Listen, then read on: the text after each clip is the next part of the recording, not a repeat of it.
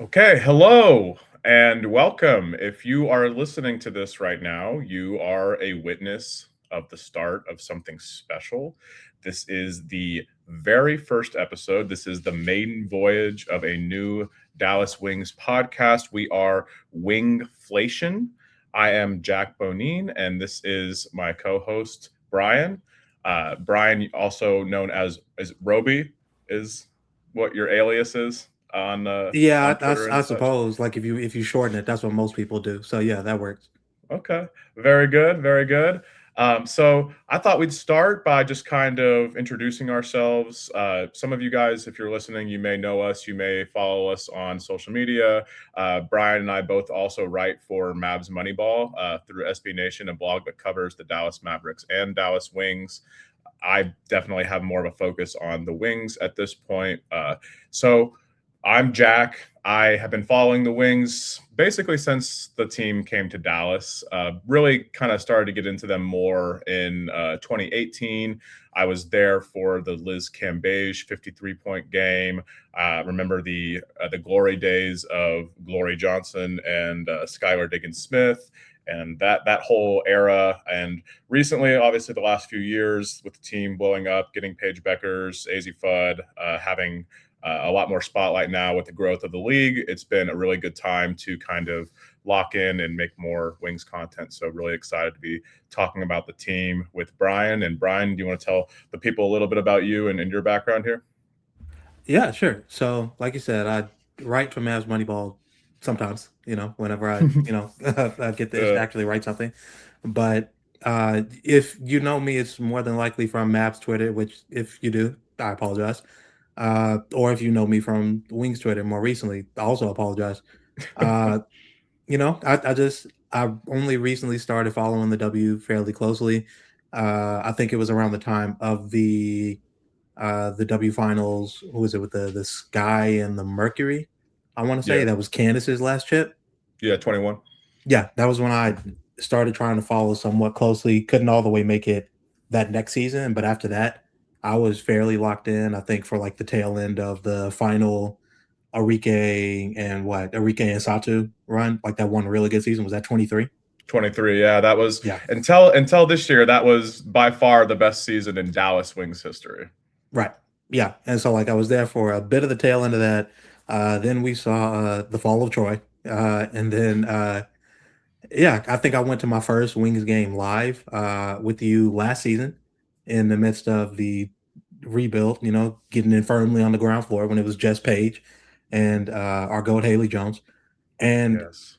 yeah, I've just been trying to like follow fairly closely ever since then and really been enjoying getting to know and like coming to enjoy and appreciate a lot more of the players. Like my favorite player, going back to, just occasionally catching highlights and clips and things like that on Sports Center as a kid, has always been Maya Moore. The So GOAT. just right. Hmm. My personal well, no. I said that if the Aces beat the Mercury last year, I would make Aja Wilson my personal GOAT Yeah. and profess as such. So I'll have to now. But in my heart of heart, my GOAT is still Maya Moore, personally. It's hard to argue with just the level of accolades and success and statistical profile that Asia's put up now. Maya is feels a lot like a legacy pick and kind of like a almost like a you had to be there situation where when she was playing and in her prime before she suddenly retired, it was when you were watching her you knew this was the greatest. It was just sort of she had that air about her. So it's always hard to let go of that, even though what Asia's doing is pretty undeniable at this point. So I get that. Doubly so because, like you said, she cut it short a bit Yeah, before even then, it felt like it was going to go. Because we yeah, could have gotten another like 4 or 5 years of her in her prime like that. But right. that's the And past. as far as we know, there's no Jonathan Irons situation in Asia's life. I don't think Bam's moving like that. So that's where she's probably the goat case for Asia is probably safe for the foreseeable future. Yeah. So yeah, anyways, that's kind of a little bit about us, and kind of our relationship to the Wings, women's basketball. We're both just huge basketball fans. We love the game. We'd love to talk about the game. We'd love to tweet about the game. We love to write about the game, podcast about the game. Now, I have never really done much podcasting stuff. I know Bryan has dabbled in it far more than I has. He has an NBA podcast that he participates in as well. So I'm kind of learning as I go right here, just trying to get my thoughts out because I am a serial tweeter, and sometimes when you just tweet all the time, things get distorted and discombobulated, and it can be exhausting to engage with the game that way. So I think this will be good for both of us just to have another outlet to talk about this team and this game. And I know we both have talked about this. I want this podcast to be, there's not a lot of Wings podcasts in the space. There's not a lot of places where Wings fans can go and seek out this kind of content. There are some podcasts out there, and if you have a podcast, I don't mean to say that you don't count or that your podcast isn't out there. I would send it to me. I'd like to listen to it, honestly, because this is like, as basketball junkies, as obsessive basketball fans, people want this kind of thing. They're constantly craving more content, more things to listen to, more discussions that they can participate in. So that's what we want this podcast to be. We want it to be a place where everyone can come and listen and react and discuss the team. We want it to be inclusive for everyone. We don't want to say like, well, only a certain demographic of fan or section of the fandom is can listen to this and enjoy it. So those are my goals for the pod. What else do you think about it, Bryan?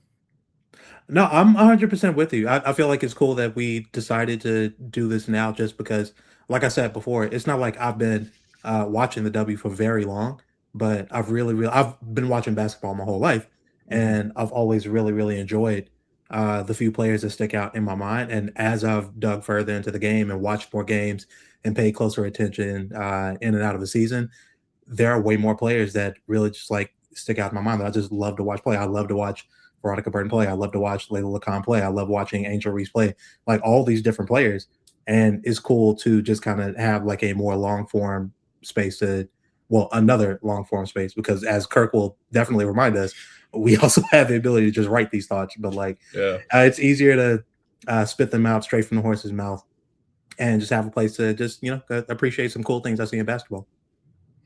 Yeah, I couldn't have said it better myself. So that's what we're going to try to do here. We want to, record as often as we can.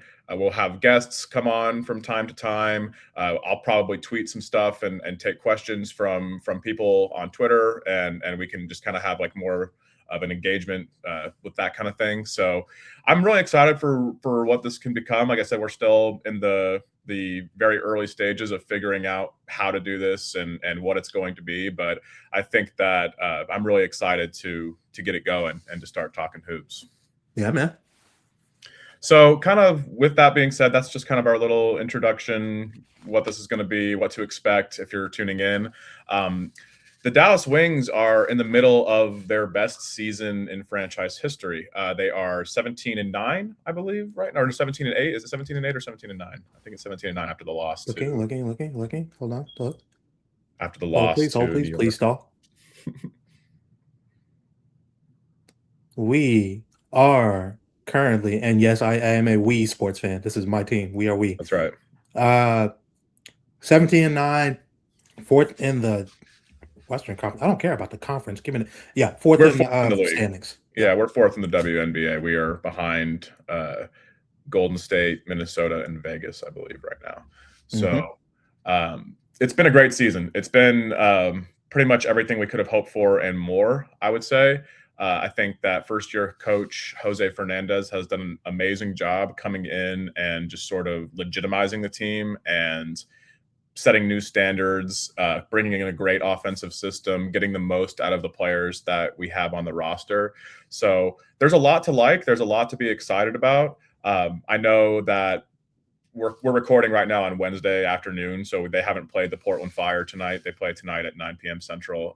Their last game obviously was a couple days ago. Really heartbreaking loss to New York in overtime without Paige. A lot of discourse about that game online, a lot of frustration. I think mostly because of the way they blew the lead, which I understand because I was frustrated too, and it would have been a really nice win to have without Paige. But that's one you expect to lose. That's one you kind of, as soon as Paige is ruled out, you kind of expect to lose that one. They'd won 6 in a row. They were kind of due for a loss. Like, every game counts, of course, but like, it's hard to be too upset about it. But yeah, there has been a lot of discourse about that one. So I guess we could touch on that before we get into more kind of overarching big picture stuff. What do you think about that, Bryan? Yeah, I'd like to, because I've had a couple of let's say interactions with people about that game. And it's mostly boiled down to this. We lost that game because our defensive rebounding was horrendous as a Yeah, team.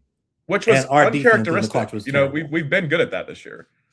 Yeah, we have been. And it's because of one of the things that I think it was actually in a was it a mid-game interview that Enrique was actually talking about how, yeah, we need to do a better job of gang rebounding?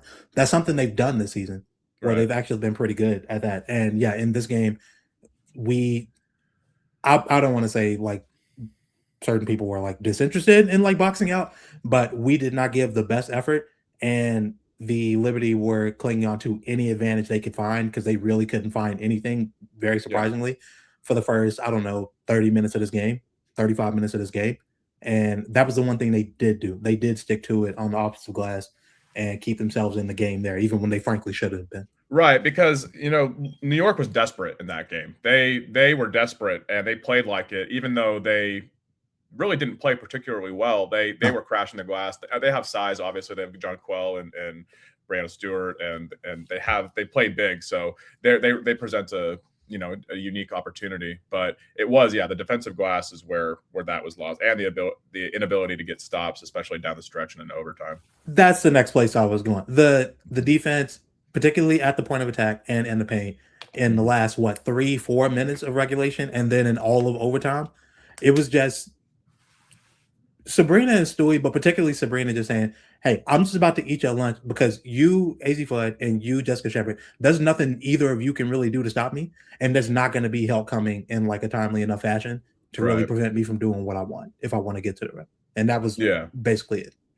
Yeah, and it's frustrating because while AZ has her struggles defending the point of attack, while Jess is a very bad rim defender and just a bad defender in general, it was frustrating to watch that unfold in real time because, like, I posted about this on Twitter too. It's the defensive coverages when they were running that action over and over again, because it was just basic action. It was either high screen and roll, or it Mhm. was relocate, dribble, handoff, coming around the screen. It was the same coverage every time. AZ was trying to trail and go through the screen, or she would peel off later. That's Mhm. what they usually do with AZ. And Jess was dropping in the paint. And it just didn't work. Like, you have to put your players in a little bit better position to succeed. So I think maybe that's another source of where a lot of frustration with that game is coming from. At least I know from our side, because it revealed some of the flaws on this team, not only with personnel but schematically, where one of Jose's, I think, biggest weaknesses as a coach has been like defensive coverages, defensive scheming, like when to bring help, when to put players into rotation. I think that the defense has definitely overperformed, as we'll talk about a little later in the podcast. I think the Mhm. defense, by and large, is exceeding everyone's expectations. But when you play those good teams with good ball handlers, good screeners, like good pick and roll games, who can run that simple action in the clutch and get to their spots, that's where we're exposed a little bit. And you know what would help would probably be having one of your two best defenders actually out there on the court. One of them Yeah, wasn't available because her right. leg was hurt. The other one was and simply did not close the game for reasons that are Well, still she unknown to fouled me. out. She fouled out. She fouled out before Wait, she overtime. fouled out in that? Okay, Yeah. all right, So okay, so that that was, I makes a mean, bit more but sense. even before then, like, I think he was trying to manage the foul trouble, but that doesn't excuse like the previous two games where she just wasn't playing. Yeah, You this know? just kind of been a trend like since she bounced back from Asia really kicking her ass like 2 weeks ago, 3 weeks ago, I think it Yeah. was.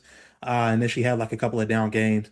She bounced back, and even then, Jose has been sort of low to trust her walk. We're talking about a walk career, by the way. We haven't Yes. said her name. Yeah. Mhm. Uh, he's been low to trust her walk with like more than I don't know 26 minutes or something like that. Even when we have games that are like close and coming down to the wire, and we kind of need her in there for our Yeah. defense. Yeah, that's the part that's frustrating, but I kind of understand it at the same time, because if we just look at the body of work for Awak's career so far, she has not proven that she can be a heavy minute, consistent impact player. Like, the per minute impact this year has been crazy, Yeah. but I think there are, and like, there's some trust issues with Jose, with her, and I think there are field questions with her. She will, especially on offense, she will at times make baffling decisions. She will be a second late with reads. She'll take a bad shot. She'll drive when she shouldn't, or all these things. It hasn't been that bad this year because they've kept her playing within a structure and asked her to do very specific things. Mhm. But I think that he has a short leash when she does mess up like that. And then the fouling as well. Like, he doesn't trust her to stay out of foul trouble, I think so. But that being said, I'm just trying to play devil's advocate and kind of get inside the mind of Jose and see what he might be thinking with her. But that's not you have to have her out there. She's single-handedly carrying your defense. So that'll be an interesting thing to monitor both tonight and in the games immediately after the All-Star break. Speaking of single-handedly carrying, one positive from the game that I don't think we got into yet, man, Enrique was awesome in that game. She really She was was. so good. She had like a couple of moments, the warts like the shot selection cropping up here and there with her having the ball a bit more, well, a lot more in this game than she usually does or has over the course of the season. But on the whole, she was great. She was exactly what we needed her to scale up to be.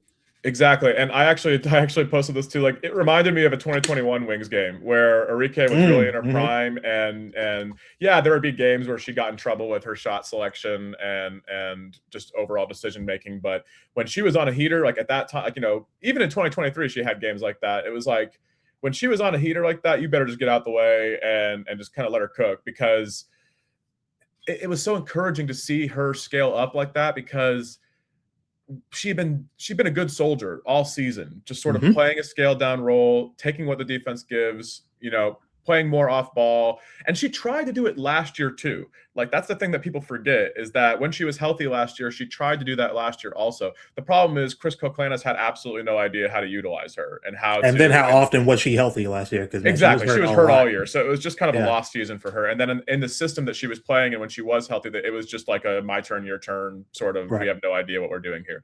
So the Mhm. fact that, like, when Paige is out, that she can step up and be like, okay, I'm going to take 24 shots.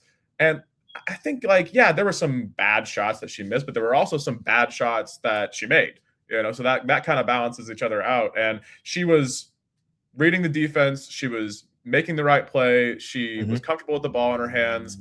It was putting pressure on the defense, putting it in rotation. Like, it was really nice to see. And we're not even close in that game without some of the crazy clutch shot making that she had. Yeah, especially that last 3 that basically sent it to OT, which Yeah. I was like, "Yeah, man, like, whatever. If she's hitting this and just give it a ball and kinda get out of the." I was fine with living and dying with whatever she did at that point when she was on like that because, I mean, that's what got us to the point that we were at, where Right. the game was even tied, so Yeah, and then, like, in overtime, did she take a couple bad ones? Yeah. Like, did yeah. she force a couple things there, and maybe not look for the best possible shot? You could say that. I understand why you'd be frustrated with a couple of shots you took in overtime.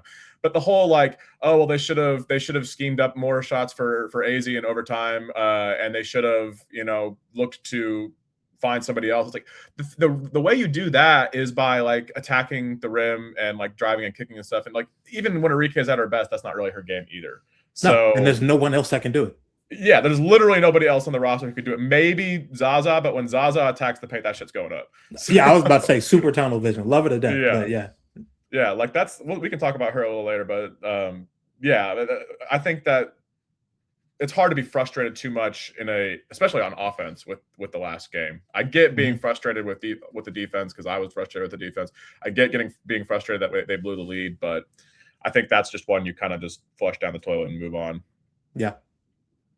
So yeah, that's the last game. We kind of went through that, and we play Portland tonight. We can talk about that a little later, but since this is the first episode of this show, I kind of wanted to just touch on big picture, sort of how the season's gone so far, what we think about it, what we think about the future, where we go from here, all those kind of things.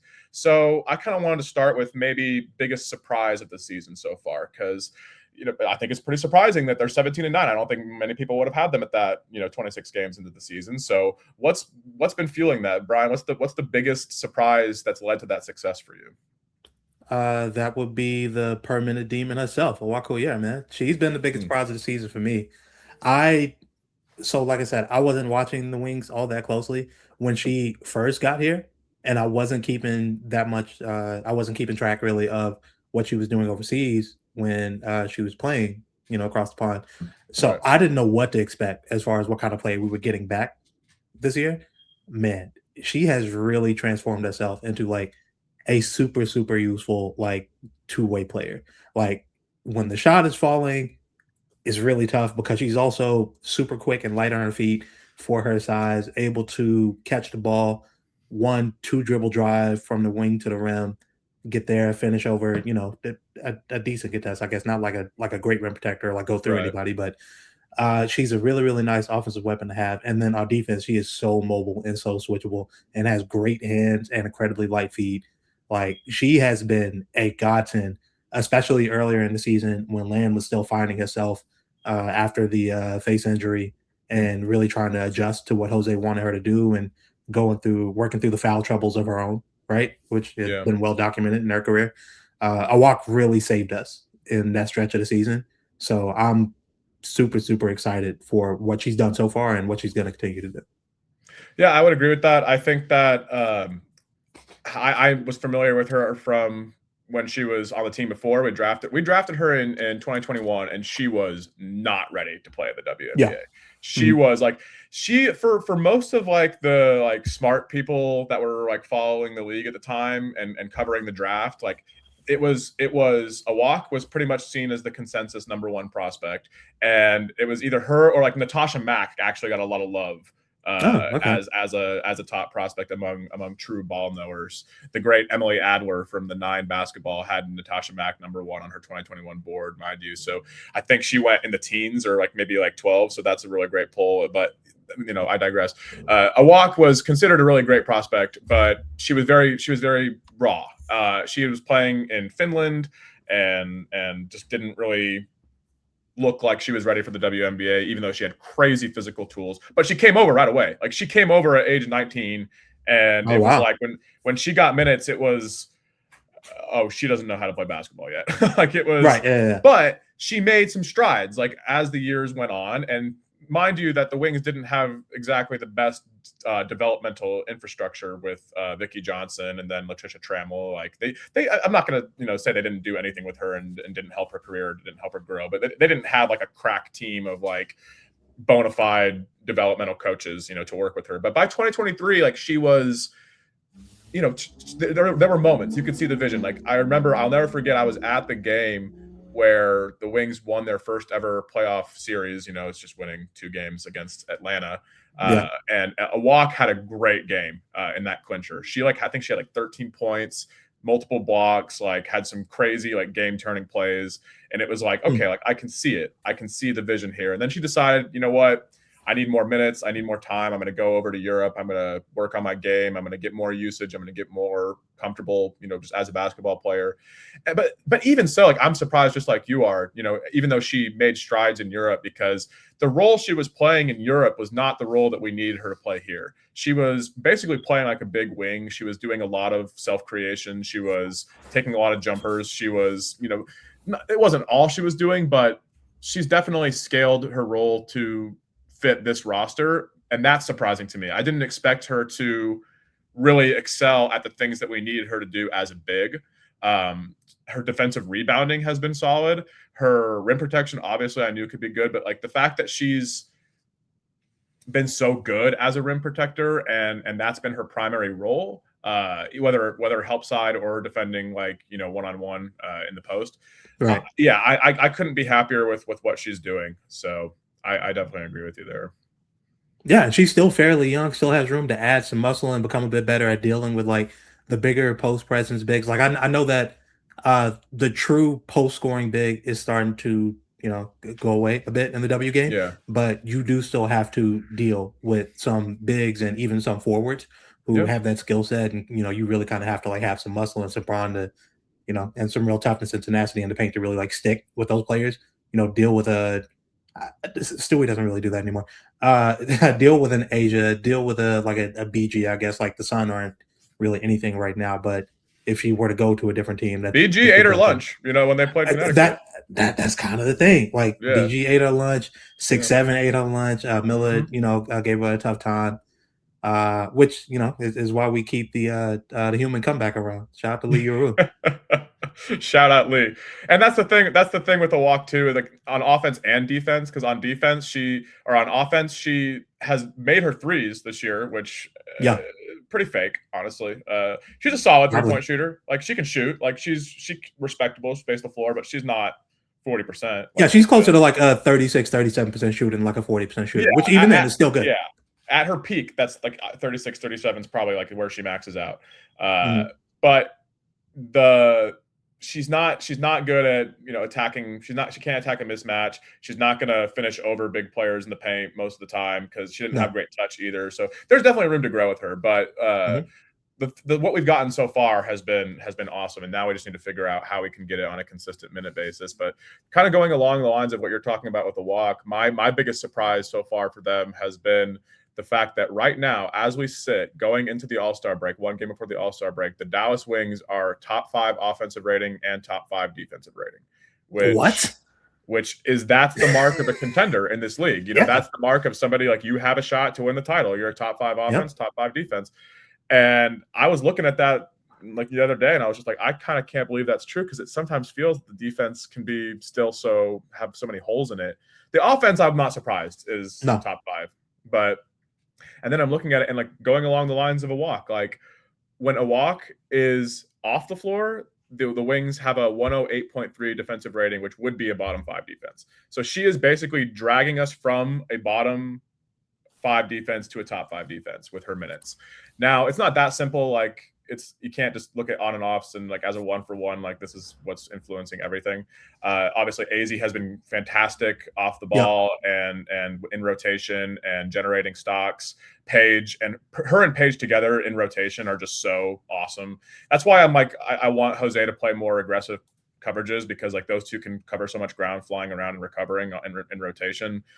So that's helped a lot. A walk and those two girls, running around causing havoc. You know what it reminds me of, honestly?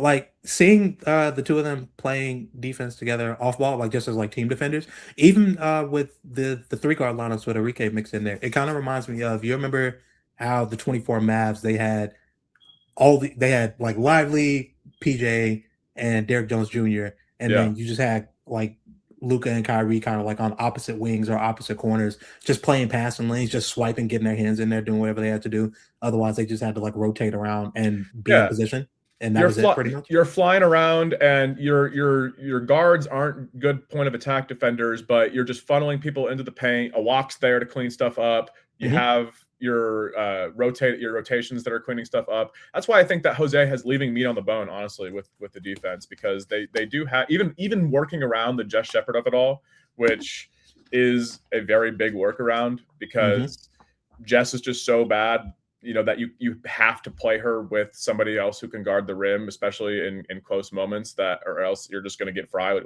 like we saw against New York. Like we tried Lee with her. Lee's probably, if Awak is fouled out, then Lee's probably our best bet to provide rim protection. It's kind of like when they had KP and Boban in the 2021 Clippers series. Yeah. You just overwhelm them with sheer size. So even though they're not going to be able to uh, play versatile pick and roll coverages or rotate very well out of the post, like they're just going to have size in the paint. That if you get in there, you're just going to have to deal with big players.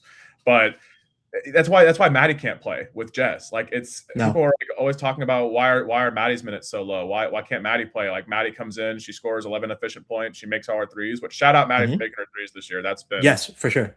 a huge development. But if we have to play Jess 37 minutes, like we can't score or rebound if we're not I was playing gonna Jess say that's the 37 thing. It's minutes. the defensive Yeah. rebounding. Like on the offensive glass, she's really good too, but it's the defensive rebounding where like she really finds a value. We are basically tied for first in the WNBA in defensive rebound percentage. It is almost entirely because of Jessica Shepard. She Yes. is a one-woman glass cleaner. Like it's Hmm. been insane. So she's so important to the team. And Maddie, you can't play Maddie on the wing. If you play Maddie on the wing, it's basically suicide. And playing her at the 4 with Jess is also a non-starter because your rotations are going to be horrible. Your paint defense is going to be horrible. Your perimeter defense is going to be horrible. It's all going to be horrible. So they have some weird roster stuff to figure out with all that. But I'm shocked that they're a top 5 defense.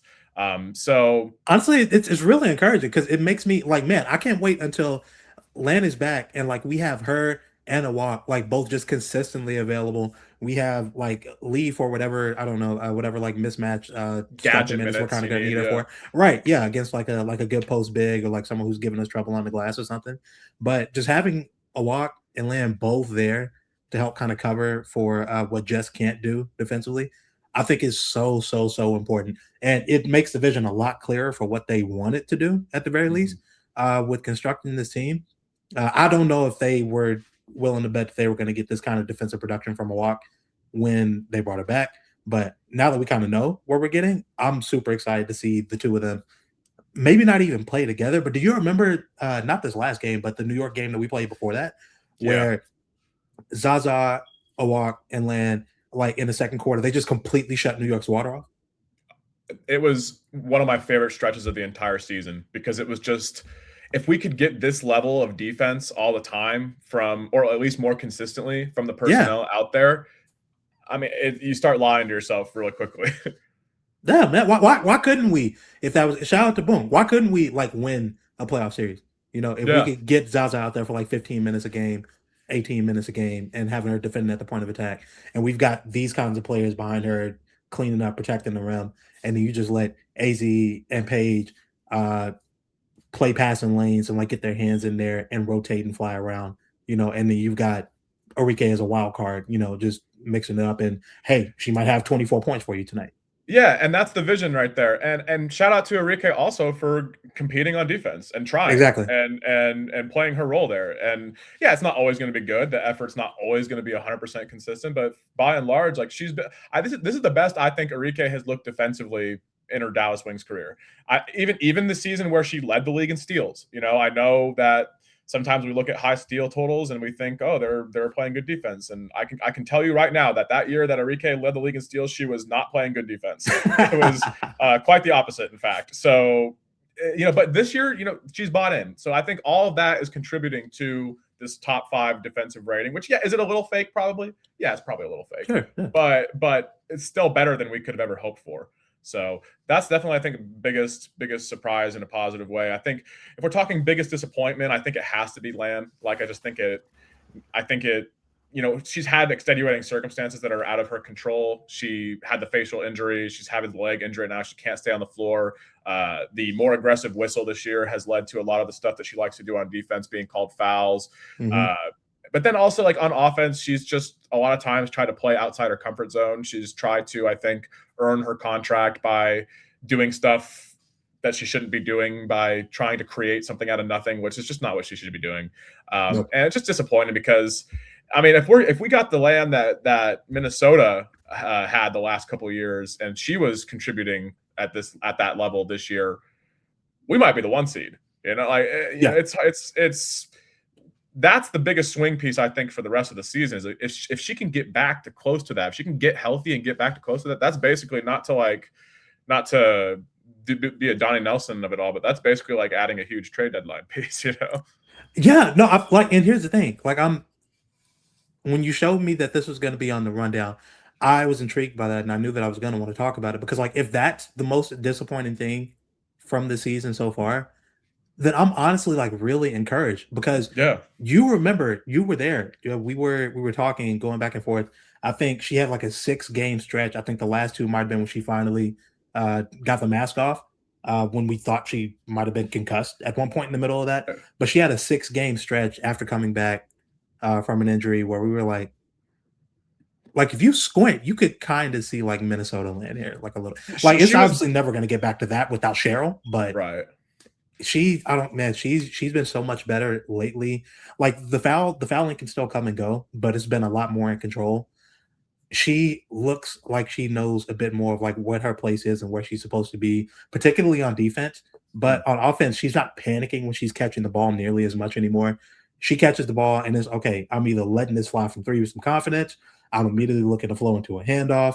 I'm looking to get off of this ball somehow if I don't have anything, and I'm not making like a serially stupid decision, you know, with the ball. And if we like once we're at that baseline, and I think we've gotten like 8 games of that, Yeah. I feel like we're on our way. You know? Yeah. you're starting to see the vision of how she can contribute, even if she's not what we thought we were getting, Right. or what we hoped we were getting. And I don't think anybody expected her to be a one-for-one carbon copy from the player she was in Cheryl's system in Minnesota. I was talking with friend of the show Hunter Cruz about it before the season, and he was basically saying, like, before the season, he basically called it. It was like, I don't think Land's going to be very good in Dallas. I don't think that she's going to provide anything close to that contract value because she's very dependent on the Cheryl system to succeed. And I kind of pushed back on that and was like, well, if you look at the things she's doing well in Cheryl's system, why can't she do that well here? Why can't she still make catch and shoot threes? Why can't she, make good decisions off of screen and rolls? Why can't she be a good help defender at the rim? You know what I mean? Like, yeah, I understand that, like, her system and Cheryl's coaching set her up perfectly and gave her a very strict and rigid structure to do those things in. But that doesn't mean that those aren't transferable skills that you can bring to any team, or especially a competent coach like Jose Fernandez, who, has been getting the most out of his players pretty much everywhere he's gone, or everything he's done in his career. So I think there's hope with that. Honestly, I'm not ready to give up. I know, like, the contract looks really bad right now. If you look, she's basically the second or third highest paid player in the league, and she's given us nothing. So it's upsetting when you look at what it's been like so far. But it's not time to cut bait. It's not time to try to dump her contract. It's not time to do any of that. We have to give it a chance to work out, and I'm hopeful. Yeah, like if we trade her right now, I think you and I, or it might have been maybe me and Logan, we talked about this like a couple of months ago. If we trade her now, we'd be trading at such an immense loss, right? From such a position of weakness that there's no way we get anything of value back. And you're attaching assets to move her. Yeah, easily, right? And like assets, plural. But and that was a little while ago. Maybe now, maybe it would just be like one pick. But even then, I don't know. I think the way she's progressing now, she gets a bit more comfortable in the system. She gets a bit more comfortable playing off a Paige.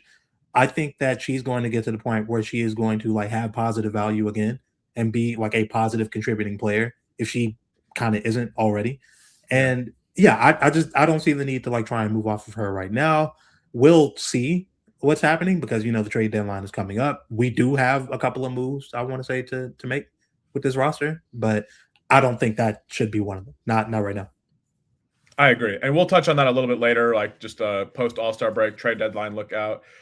Real quick though, I wanted to get your take on what do you think going forward, rest of the regular season and when they make the playoffs? Because I mean, it would be a miracle if the Wings don't make the playoffs at this point. Yeah. We can kind of pencil them into the playoffs. What do you think is the biggest X factor for how far they can go if the roster stays how it is right now? If the roster stays as is, the biggest X factor for a playoff run, a potential playoff run,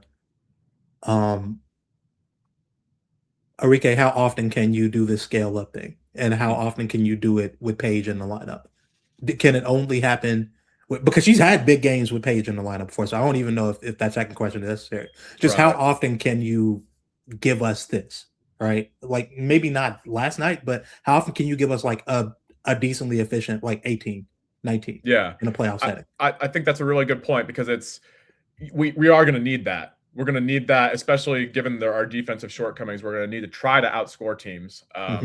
And I think there has to be a middle ground between her deferring, only taking 8 or 9 shots, maybe making a couple of them, because she's not in a rhythm and she's just trying to play her role, and picking her spots to score, to create, to be that secondary playmaker that the roster so desperately needs. Because that was one of the reasons why even after we drafted Azzi, and people are like, well, they have 3 guards in their lineup. How's that going to work? Why did they re-sign Enrique if they're drafting Azzi? It's well, because when you draft Azzi, like, and you're putting her next to Paige, like, you don't have a secondary creator in the backcourt.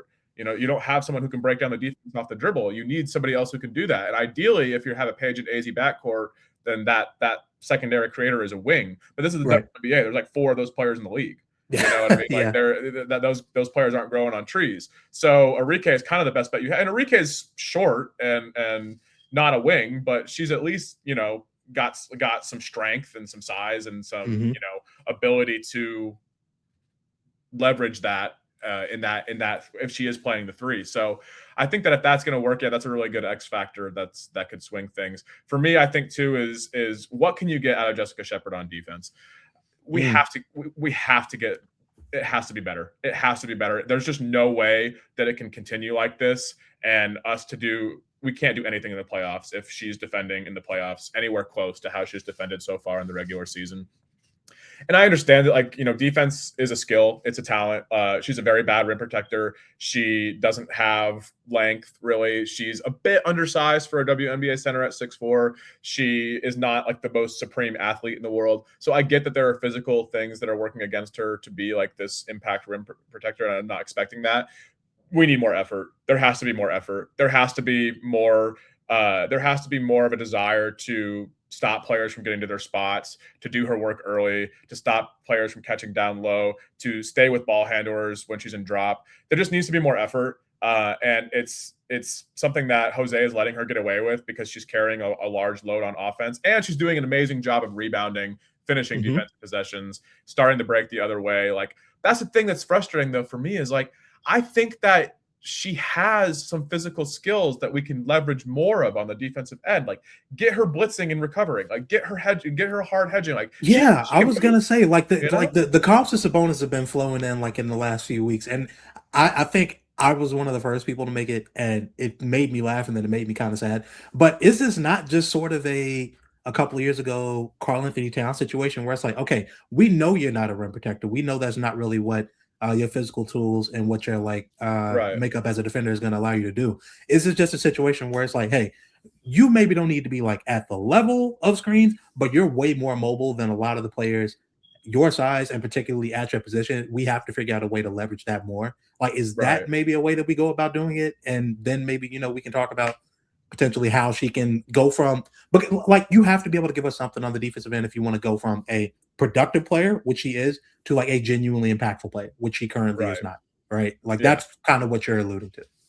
Exactly. And it can be better. Maybe it can't be workable enough to like actually be a serious team with her as your starting center, but it can be better. It has to be better. And I was at the last Chicago game at the AAC, and I was getting so frustrated because even against a player like Cardoso, who I know has the size advantage, who has the strength advantage, like, she just wasn't trying. She straight up wasn't trying. She was just letting Cardoso get to her spots. She was letting her just saunter into the charge circle, basically, and catch the ball. She wasn't, like, bodying her. She wasn't playing physical. Like, you can't be bad at guarding ball handlers and drop and not playing aggressive pick and roll coverages and be bad trying to guard ISO in the post.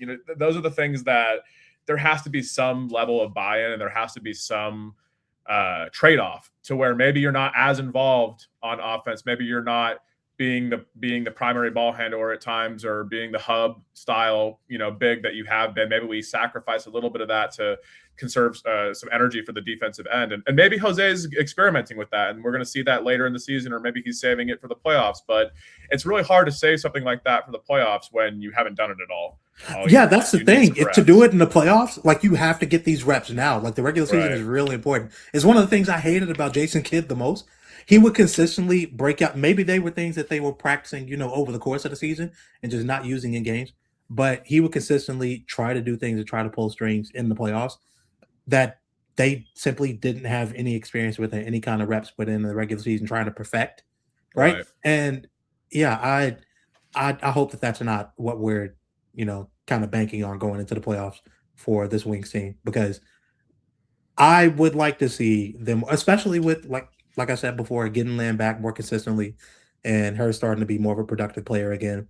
Having her and a Watt really to leverage as like a front court partner for Jess, throwing Jess out there and having her maybe play a little bit closer to the level, try and move her feet, make things a bit more difficult for ball handlers. Yeah, and then just rotating let them behind clean it up. Right? Let Walk and Land clean it up. Like, we know Jess can't guard the rim. She has 0 blocks, like, we know. So don't ask her to. Ask her to do something she might be able to do, right? Exactly. So maybe we'll see it more, but we need to start seeing it. So for sure.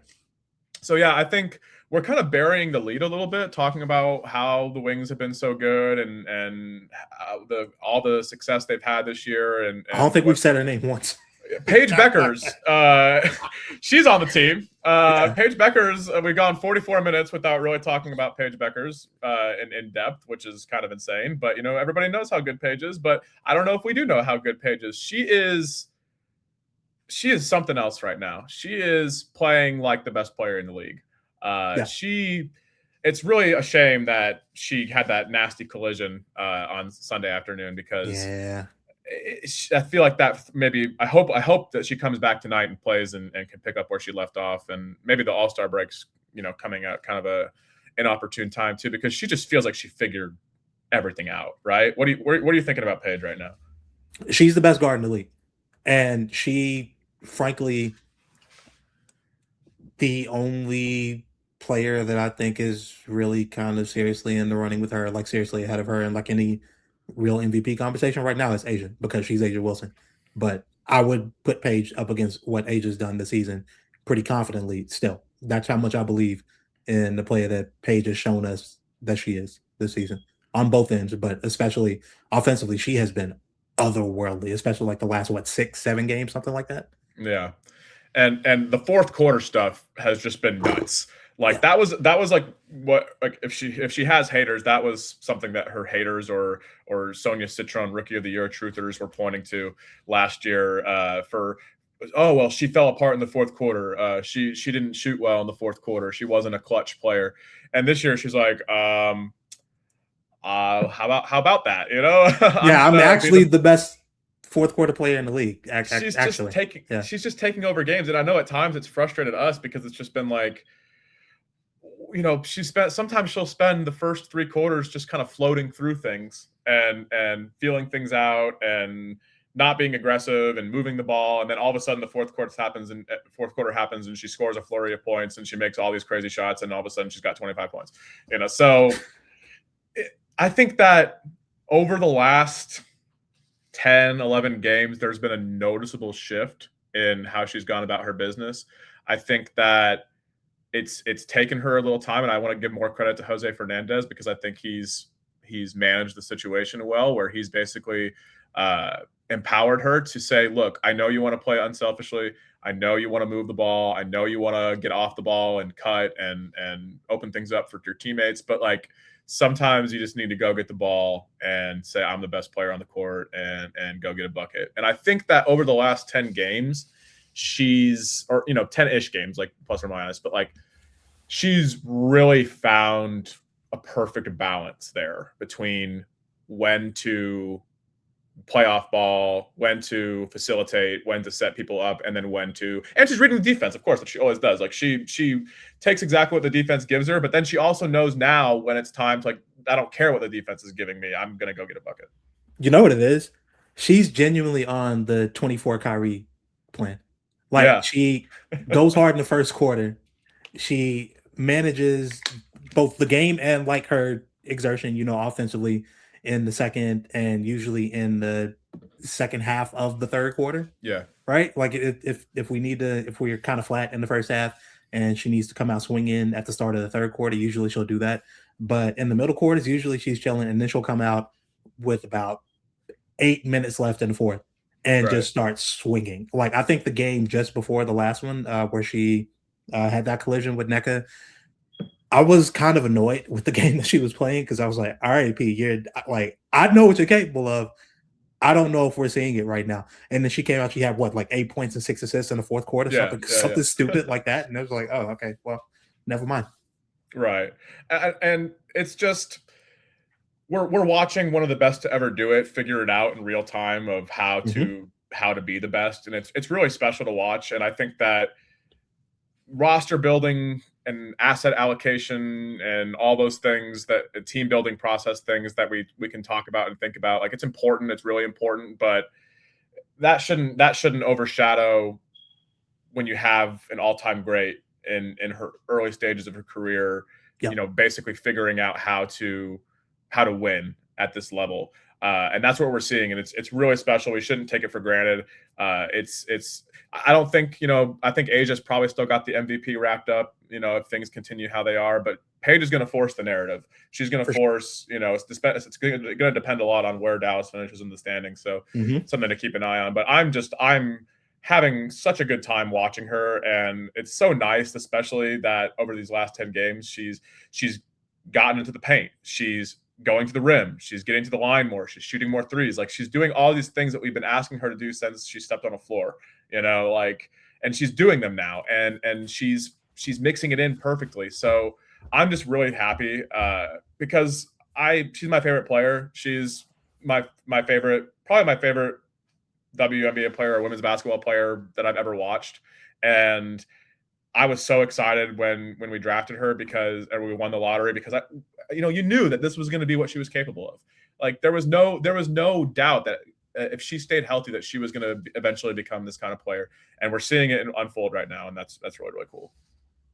Yeah, man, she is amazing. She is somehow still not quite, at least according to the numbers, like the shooter, like the outside shooter that we believe she's going to be eventually, Right. which is kind of scary. And even with leaning more into Maury Ball and turning up the 3-point volume this season, which she did pretty much from game one. What was that against Indy? Did that game go to overtime?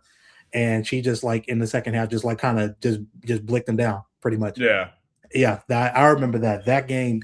That game, she was crazy, and Enrique was all like that was actually an awesome game. I think AZ had a couple of good moments too in that game. But pretty much from go this season, she's been fixing the 3-point volume issue. It took a bit of time, but she's starting to do more, like you said, getting to the rim. And even if not going all the way to the rim, she's being Touching the really paint. smart about Yeah. touching the paint, being really smart about, okay, it's time to try and get all the way to the rack, or okay, it's actually time to take like one of these 7-foot, jump shots or 7-foot floaters or whatever. Which she can And in her sleep. yeah, she can get Yeah. to whenever she wants because she's Right. like that strong now, where like her being so skinny and like a little bit weak compared to like some of the other pro players was a weakness of hers last year, and she rectified that almost immediately. She bulked up. Yeah, man, she is so much better of a passer than I could have ever possibly expected. Like even knowing what she was coming out of college or having an idea, because clearly I didn't really know. Some of the passes she's made this season alone have been ridiculous. Like some that her teammates genuinely just are not ready for, and like they just slip through the hands, and Yeah, turn into turnovers or whatever. But and I think that she can be a great combo guard, but I think this year she's proved that she could be the best point guard in the league as yeah, well. That's the true label for her. If you want to, I mean, positions and roles are kind of fluid, but I think that's what she is. I have over her last 10 games. I have here from Synergy. She is 77% at the rim.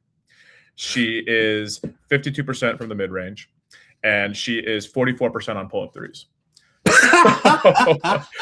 That's been oh shit. That's been like this year, like something that she didn't even do in college. Like she barely shot pull up threes in college, and she didn't really do it last year either. She's already attempted more pull up threes than she did last year on the whole season. So that's something that she made a huge emphasis for, and she's been like maybe the best. I don't have the rankings in front of me, but she's been one of the best pull up 3-point shooters in the league. So craziest shot maker ever. Like honestly, like I think that you can make a big argument that she is like in WNBA history, when it's all said and done, she's going to be the most talented shot maker ever. And then pair that with her passing and with her defensive ability and her positional size, like we're very fortunate. Dude, it's like I think Hunter had on his last video where he was doing his superlatives, and he was talking about Paige as like a clutch scorer. I think it was something like she was the only player in the league to average at least 2 shots a game from both 0 to 5 feet, 5 to 9 feet, 10 to 14 feet, 15 to 20, and then 20 to 23, and then 23 and out, right? And in all those zones, I think it's something like 76% right at the rim, something crazy like 58%, 10 to 14 feet, right? Which is that mid-range pull-up that she loves. Right. And then in the 40s on like all the outside jumpers. And it's just like, yeah, we've never seen a shot maker like this, particularly as a guard, but we've never seen a shot maker like this. Like this is genuinely Moses, dog. And we're watching it in real time. So for whatever other complaints, whatever else you have to say about the team, like, dude, enjoy this while we have it, because people don't realize how good we have it right now. Mm-hmm. Yeah, it's been fun, and it's been great to watch. So we've got All-Star Weekend coming up this weekend. Yeah, and that's going to be really fun. And we have rookie guard for the Wings, Azzi Fudd, representing us in the 3-point contest, which I'm really excited about. That I think that's going to be really, really cool. Like it's been a while since I've watched a player on my team, either on the NBA side or WNBA side, participate in the 3-point contest, which I think is always the most fun event of All-Star Weekend. Mhm. So I'm looking forward to that. I think that's going to be really fun. Do you have any thoughts about AZ in the 3-point contest, or just like the All-Star break in general? I'm not sure how often she does like shooting off a rack or whatever, but yeah, if I'm just like laying money down, I'm not much of a gambler anymore. I was Yeah, a yeah, bad gambler for like a year and a half, and then I got tired of losing money, so I stopped. If I were still, yeah, I would put money on AZ to win it because why not? You know, like there are certain yeah. people who claim they aren't rack shooters and they don't want to like participate for I don't know the third year in a row, but there are people who just aren't going to do this who like might reasonably like put up a fight. But if it's just who is just the best shooter, out of I don't know what 25 shots in a row, I'm going to take AZ every time. Yeah, I think that she has just as good a shot as anybody else in the field. I don't have the field pulled up in front of me. Is K Mac doing it? I think she is, and actually, I'm gonna walk this back just a little bit because that is scary. K-Mac is a ridiculous shooter. Yeah. Yeah, that's kind of the one person that I thought maybe could. Oh, Marina's doing it. Okay. Yeah. Yeah. Marina Oh too. shit, that Well, Marina's don't they either gonna still like. have the little special like 26, 27 feet out like ball too? I think so, like the starry ball or whatever it is. Okay, so that's where Marina's gonna have a chance because I think she's gonna make the most of those of anybody Yeah, from that's team. that's that's where AZ might get hurt because AZ doesn't have the Like that craziest kind of range. range. No. Yeah, Janelle Salon, dark horse too. It's gonna be fun. That's gonna Yeah. be. K Mac's not doing it, by the way. K Mac is not Okay. in the field. all So right, we got a shot. that's It's someone just that. Marina we're focused on.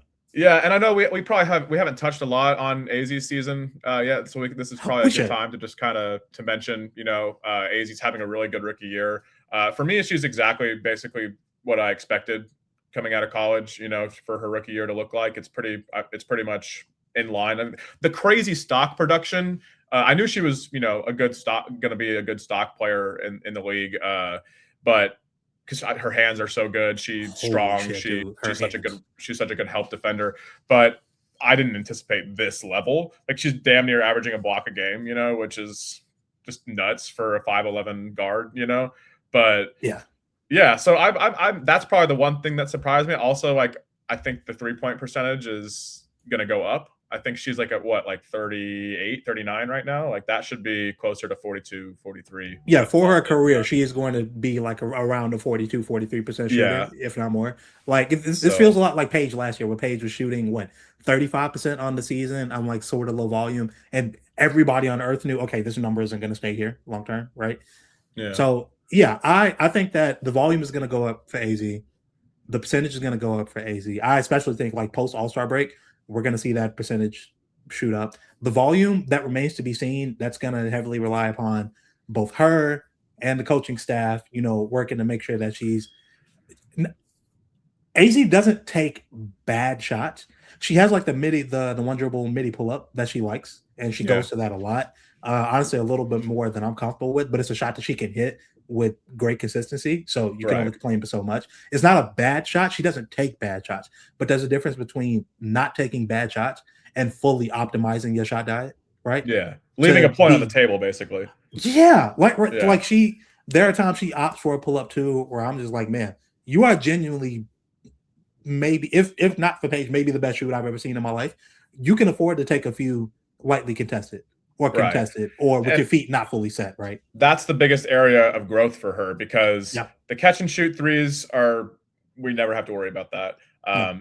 She right now she's not good at pull up threes, and she wasn't in college really for most of her career. And similar to Paige, where it's like obviously she can improve because Paige improved, and not to say that she's gonna follow the same developmental path as Paige Bueckers, but like she there's nothing that stands to reason why she can't improve at pull up threes.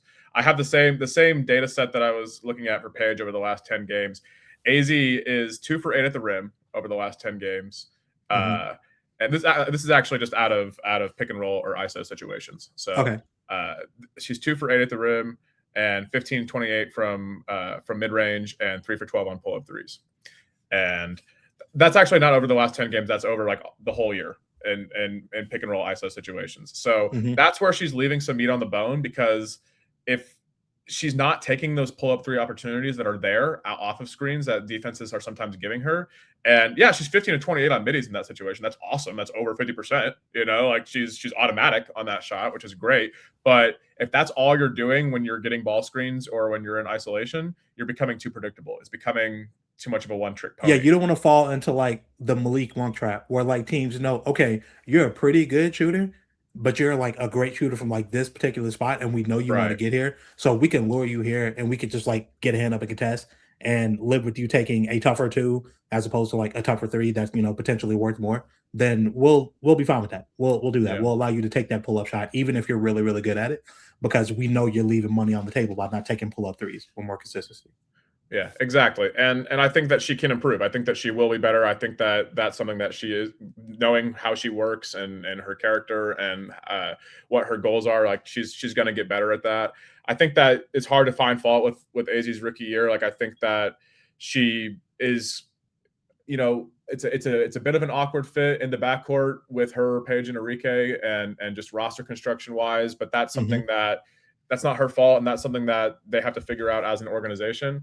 And I know, like, online there's like a reputation that I have of like, the biggest Azzi hater, like the biggest, like you don't believe in Azzi, hate Now, her. mind you, they think that about you because they haven't seen my tweets. Because my tweets are like much harsher. But even then, Yeah. like that's not what it is. No, we both want Azzi to succeed. If she succeeds, the Wings are gonna be a good team. That's what we want more than anything else. And Mhm. I don't want to talk about the 2026 draft that often. That's the whole podcast in of itself. If we were to go there, like Azzi was my number 4 prospect on the board. I feel still good about that. I feel like there's a good chance that she'll be the 4th best player in that class. Really great class. Basically top 6, 7 down. Like that's if you're the 4th best player in the class, you're going to have a really good career. And there's a lot worse that could happen. Now the problem is when you're picked at number 1, that's where things are like, that's your chance to add like your co-star of the future. And I don't know if Azzi's going to be that. But that's something that will sort itself out down the line. For now, her rookie season, what she's done so far, the impact that she's had on the team, it's been great. Yeah, it is one to shoot her bell, like for what we were saying, because I also had her as like the 4th best prospect. Yeah. Like for me personally, of the players we could have potentially drafted as one. Mm-hmm. We've seen what Olivia is, and you and I, we believe that Olivia was that pretty much since college, right? Right.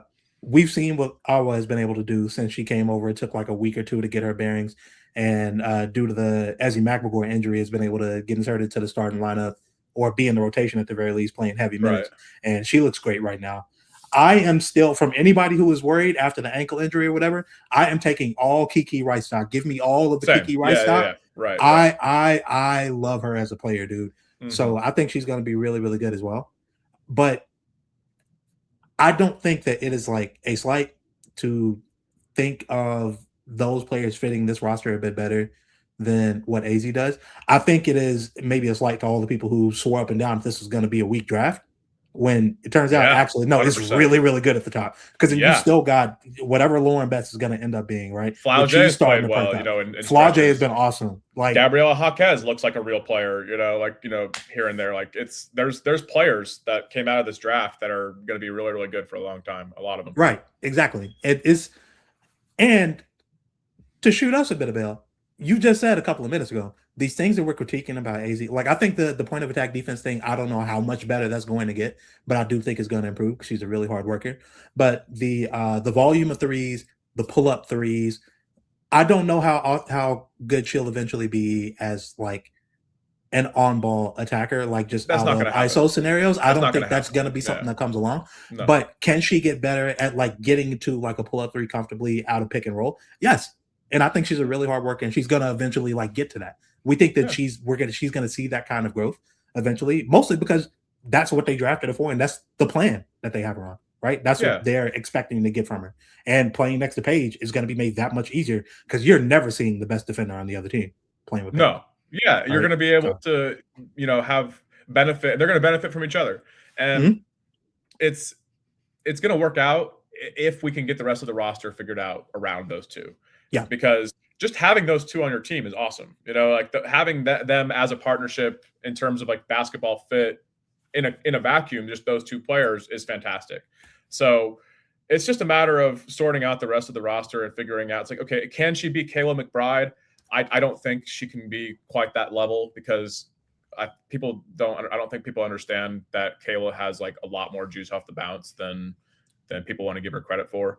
Yeah, her But shot was like completely shot, and she was still an incredible player for like the first 20 games of the season. yeah, And yeah, now it's come and back, and she looks like Moses. Like, yeah, and defensively, I don't think Azzi will be what Kayla is defensively either. I think that the point of attack issues they'll definitely get better as she just learns how to navigate WNBA offenses.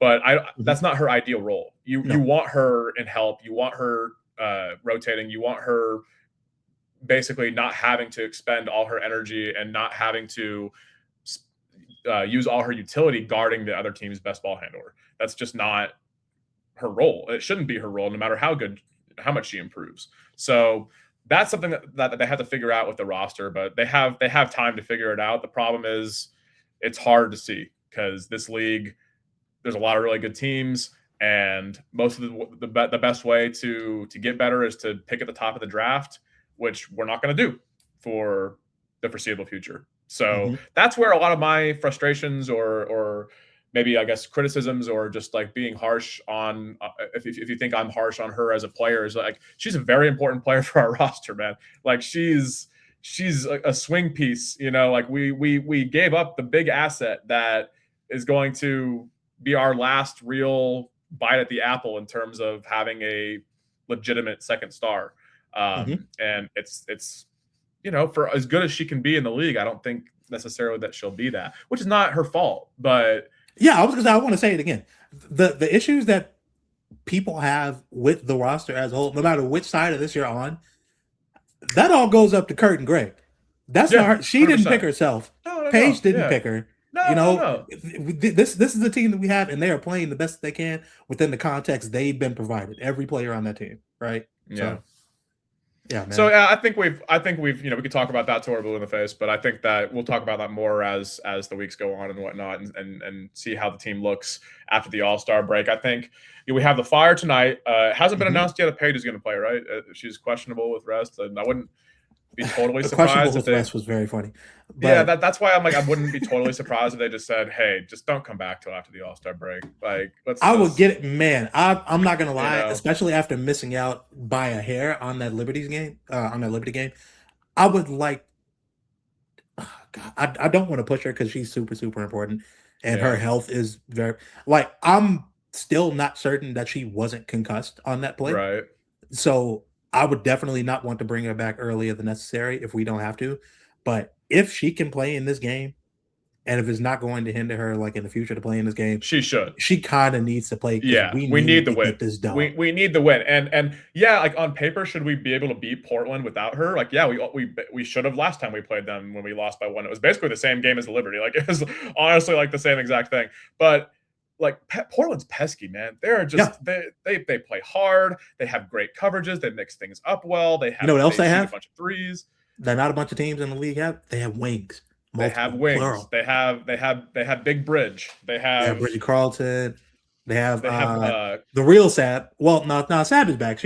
I can't say that after she torched us in overtime. I can't Sarah Ashley, man. Sarah Ashley Barker is really good. Sarah Ashley Barker was one of my Dallas Wings dream targets in the 2025 draft, and she would have fit so well. She would have kicked ass on this team. She's so good and she's so tough. And she's so unafraid of the moment. Like, and the rim pressure awesome and the defensive intensity. And now she can shoot threes, That's what I'm saying. It's man.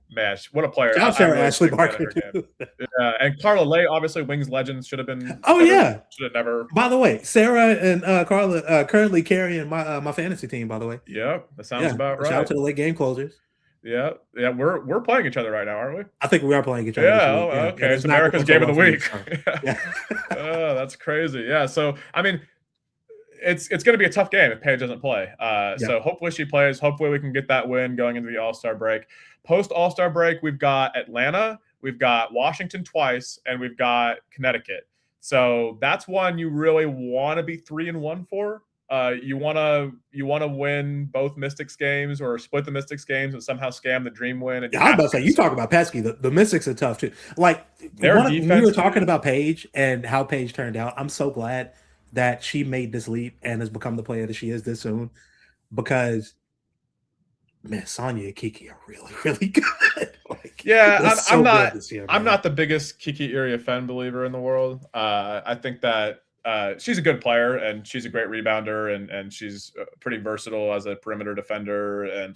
But I just don't think that like the shooting is really ever going to come along and Yeah, I rim don't think that's protection real. isn't there. So like, but she's a fun player, and then those two with Kira especially can be a good fit Yeah. because they're really they're basically like a 3-player wrecking crew right now, and their athleticism and size in the front court is and on the back court as well. When Georgia's not in, like they can guard so well. Their defense is legitimately a terror. Their offense stinks, but Dude, they're they get a real lead guard in there. Like just a setup woman of any kind. Go get Skylar. Go get Tosh. Go get like anybody, dude. bro. They might be getting Juju next year. Like if they're not getting Juju, they could get Michaela Williams or Hannah Hidalgo. You know what I mean? Like it's gonna get Oh my real God, Hannah on that real team. Oh, scary over there. It's gonna get real that's nasty. scary. So but we should win at least one of those games. We should probably still win both of those games because I think we should win both. Yeah, if because we are trying to be like a very serious top 3, top 4 seed, we're trying to like kind of dictate what our matchup is going to be in the first round and have a yeah. chance to get to the second round. We need to win both of those games. Yeah, and last time we played them there, they were a very different team. They were playing a lot worse than they were now, but we blew them out. Mm-hmm. They can't score on us. Like even though our defense isn't great, like they can't score. So we should be able to if we can if Paige is playing well and if Paige is hitting her shots, if Azzi's hitting her shots, then I think that we win both those games. Because then after that, like a lot of people like to talk about how like we had like the easiest schedule, in the league for the rest of the year. I'm looking at the schedule after that 4-game stretch, and we've got Valkyries twice. Minnesota again. We somehow play Minnesota again. Again? It feels like we Have we played Minnesota them like 3 times? like 10 times already. Like I'm so sick of seeing the links.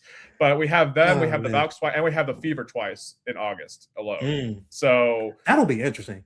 That's gonna be the stretch that kind of defines where we finish in the season, how high we can go, if we can get home court in the first round. Right now, like if the playoffs started today, we'd be playing Atlanta in the first round, which no thanks. No, thank you. That's like as great as Paige is, I don't want to see Paige versus Ryan part 3.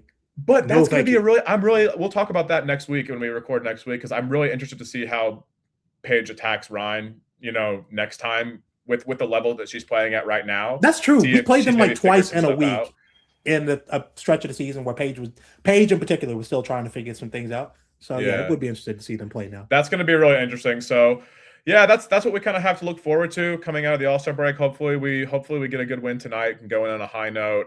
But I think we should kind of just wrap it up there. I think we've touched on a lot. I think we've kind of gone through like big picture where things have gone so far, what we have to look forward to next year, what you guys can expect from this podcast, going forward. So you have anything else before we get out of Dodge, Bryan? Man, just look, if you're listening to this, if you're not listening to this, I don't care. If you're going to watch the Wings, have some fun, be excited. We have the best scorer in basketball right now. We have a player who looks like she's going to eventually be like the best off-ball weapon in basketball. Let's enjoy what we have right now, because we don't know how long it's going to be this good. Facts. I think that's a great message to end on. I think that it's, when you're lost in the tweeting and the posting and the Stan wars and everything that sometimes following this game can become, it can be easy to lose sight of. This is really fun. Like, I'm having a really good time watching. Remember last year we were going to games and just like, man, I hope we don't get our asses kicked. And 2024, which was like the darkest time, there was not even any Paige Bueckers. We were watching Tierra McCowan and Kalani Brown not be able to move on defense. We were watching Satu Sabli take PTO. We were watching Natasha Howard might as well be taking PTO on the court. Like it was a dark time. So we should savor the flavor of this. This has not been the norm for the Dallas Wings experience. And I think that's maybe something the new fans don't quite understand, is that like right now, this is as good as it gets. Yeah, right. And so, yeah, enjoy it. Let's just have some fun and get ready for the second half of the season. Hell yeah, brother. So, okay, this has been the WINGFLATION podcast. We'll probably come back to you next week, maybe around the same time. Maybe we'll talk about All-Star Weekend. Maybe we'll either preview the Dream Game or react to the Dream Game, depending on when we record. And yeah, just keep tuning in wherever you find your podcast. I really want to make this, like a consistent thing, and commit to doing this. And I think that it can be really fun. So thank you guys for listening if you made it this far. Hell yeah. Peace. We'll see you next time.